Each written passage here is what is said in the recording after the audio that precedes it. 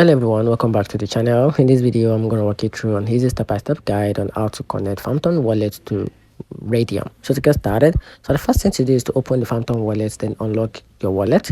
So once you do that, then on the step 2, you have to navigate through the correct interface on the desktop, then use the Palmpay browser extension. Then on the mobile, tap the built-in browser icon in the Palmpay. Then you have to go to Raydium, which is the step 3. So type in the website address, which is raydium.io, or open via the Palmpay the app browser. Then on the step 4, you have to click connect wallet. So it's usually at the top right corner on desktop or in the home page either on mobile. Then on step 5, you have to select Palmpay and approve. So on the desktop, Palmpay pop up, click connect.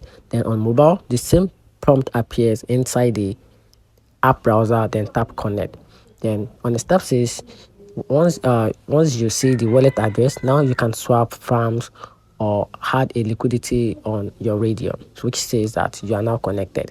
And that's it. Find the video helpful. If you did, turn on the notification button and subscribe for more. Thanks.